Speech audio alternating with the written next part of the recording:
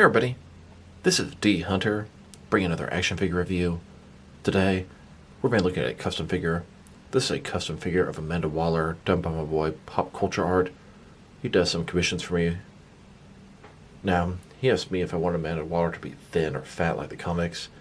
It is a hard choice, as I'm more fond of the comic iterations of characters, but I really wanted Amanda Waller to fit in with the movie versions of my Suicide Squad characters, so I chose to have her thin.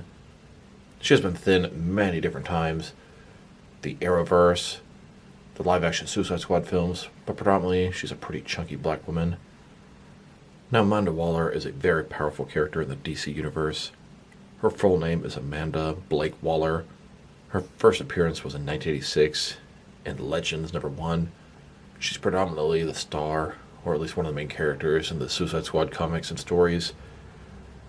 She leads a couple different teams, Checkmate and Argus, most notably Argus in most of the DC films and comics. She's pretty much a military leader. She leads Task Force X, which is the code name for Suicide Squad. She takes villains and forces them to do the dirty work for the government, pretty much by threatening them, by blowing up their heads, putting an explosive device inside of them. She makes them work against their will, and she can really make almost anybody do anything they want.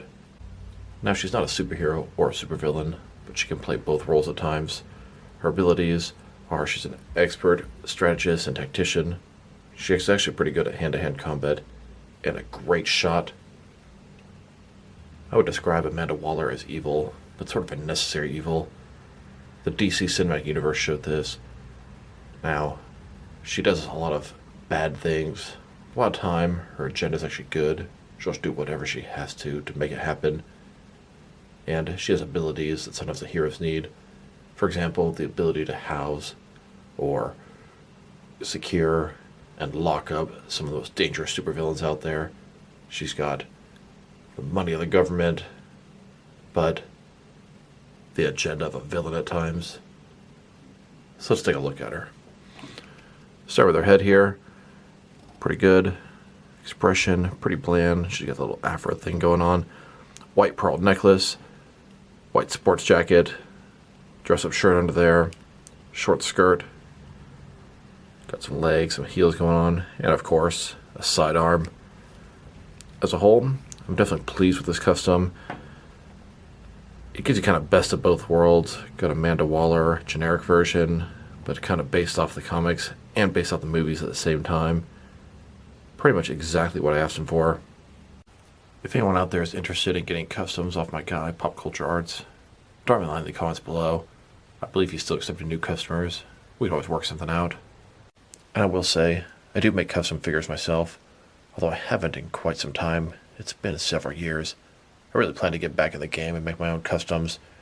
Just between work, YouTube channel, regular life, time is spread thin. And a closer look at her face and head sculpt. Looks good. Maybe a little bit too glossy for skin tone.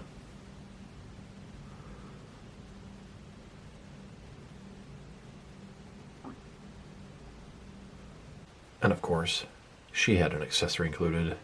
We have a pistol here, very perfect for Amanda Waller. She'll often have a sidearm she'll pull out, and she'll kill enemies or allies depending on her agenda, whatever's in her best interest.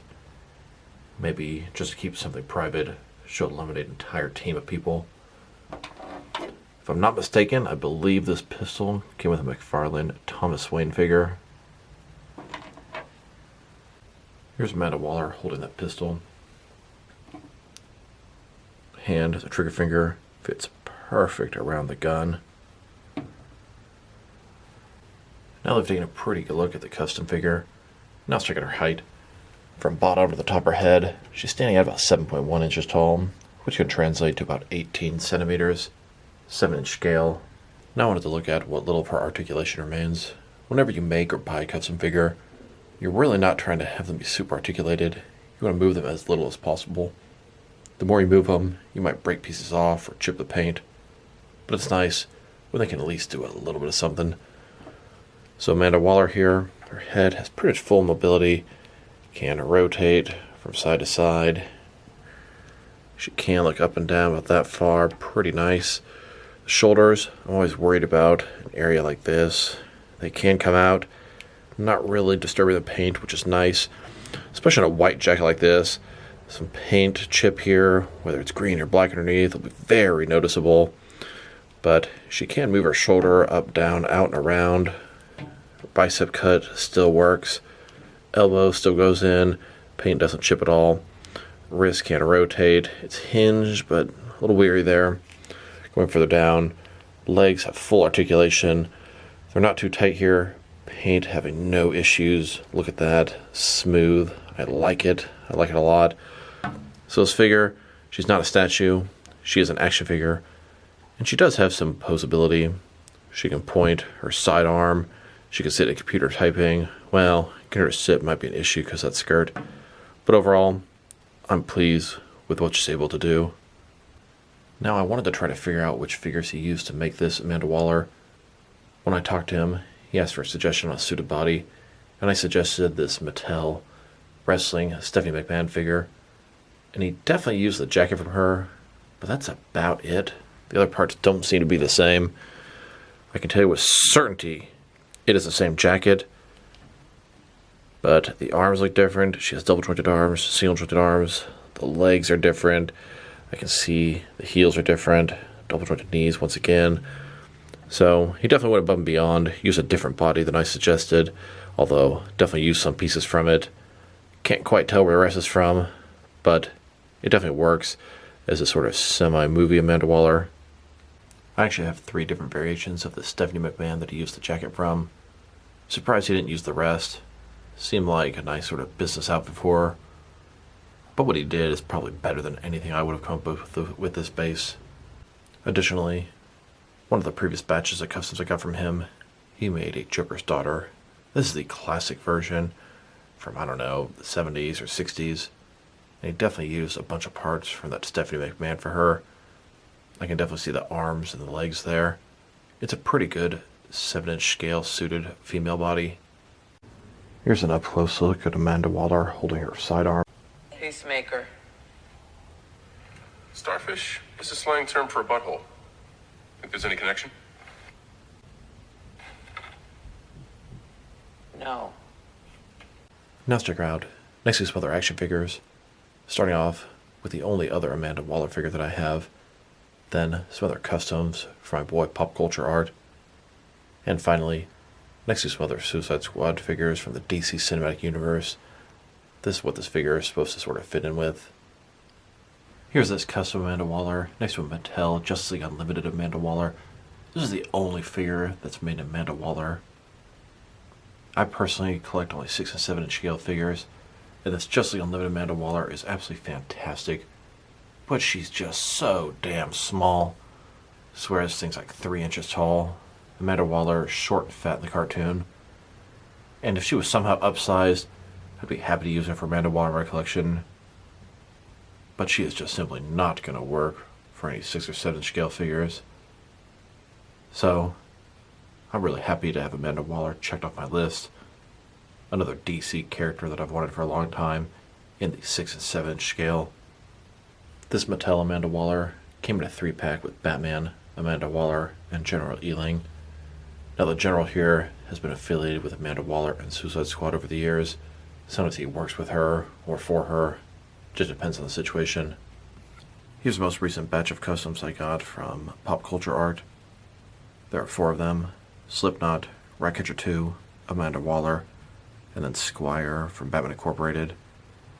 Most noticeably, we have Slipknot from Suicide Squad next to Amanda Waller, both from the same film and universe.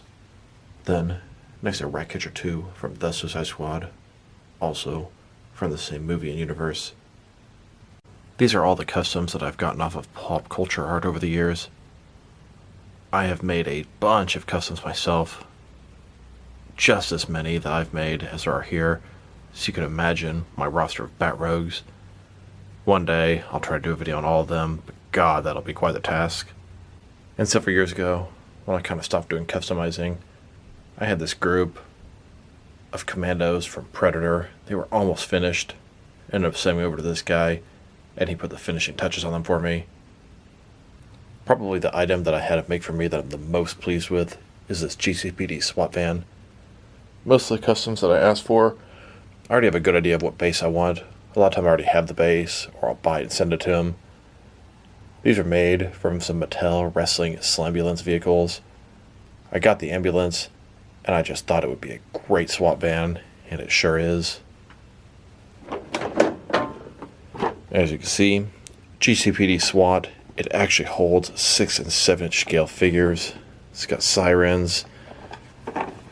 The backside, you can actually open this thing up. It functions. You can open it through the top as well. It's a really cool vehicle playset, whatever you want to call it. Absolutely fantastic for my Gotham City world.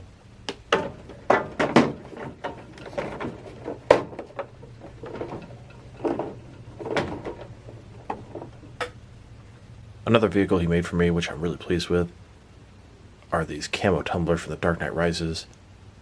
Unfortunately, they're made with the 5-inch scale tumblers, as that's the best one out there. The only 6-inch scale tumblers from Soap Studios. That thing is way too expensive, and frankly is pretty much the exact same size as these guys. Maybe a little too small to hold a figure, but it's great for some background pieces. In the Dark Knight universe, the tumblers were originally camo colored. When Bruce Wayne got his from Applied Sciences, I believe he drove a camo colored one and then asked for one in black. In the Dark Knight Rises, when Bane took over, he got some of these tumblers. He had 3 of them, if not more, and they were all camo colored. Fantastic way to recreate the final scene where the cops charge Bane's mercenaries in The Dark Knight Rises. Now let's check her out. Next is some action figures from different various companies from films that this Amanda Waller was in. Suicide Squad, The Suicide Squad, Peacemaker TV show, Black Adam. She's a regular character in the DC Cinematic Universe. Now there are very few 7-inch scale figures. Only McFarlane's made some, and only from The Suicide Squad. Her debut movie was Suicide Squad. Here she is, next to a Mezco 112 Collective Harley Quinn from Suicide Squad. About the tallest company that made figures from them. About 6.5 inches tall. And here she is, next to the Mattel DC Multiverse figures from Suicide Squad. They hit all the main characters. I always wish they gave a Slipknot Amanda Waller, which is pretty much exactly why I had these 2 figures commissioned.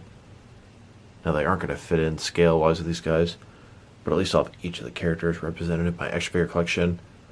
One day, hopefully I'll have the full team from Suicide Squad in 7-inch scale. She's actually pretty good next to the Mattel Killer Croc figure. But Killer Croc in the film is much larger than a typical man, so from that point of view it doesn't really work, but they do look pretty nice staying next to each other. I actually got 10 of these Mattel Rick Flag figures. I remember finding some of them at Five Below. Hell of a deal. Did some head swaps, army building. In Suicide Squad, Rick Flag worked for Amanda Waller. Here's his team of military people. I guess they're for Argosy or whatever military organization that Amanda Waller's in charge of for that mission. Unfortunately, they're definitely too small to exactly go with a 7-inch scale figure. Still, nice army building troops. Then, next to the Mafex Suicide Squad figures, Joker, Deadshot, Harley Quinn.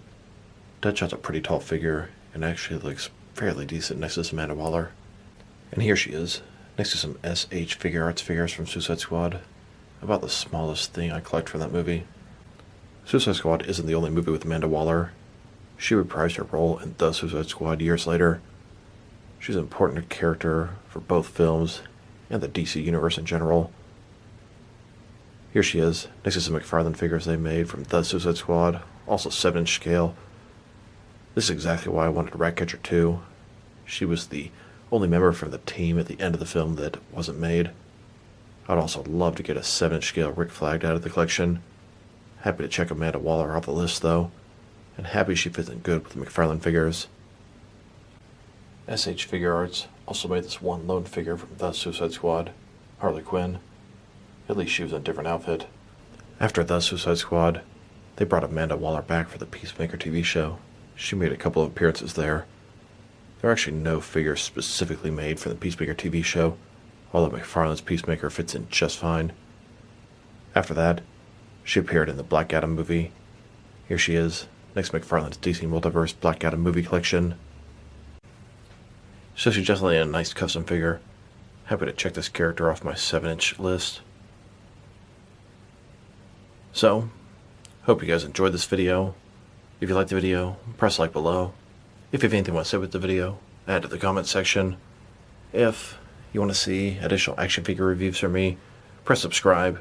I do appreciate when you do that. Once again, this is D Hunter. Thank you guys for watching this video, and I'll talk to you guys real soon.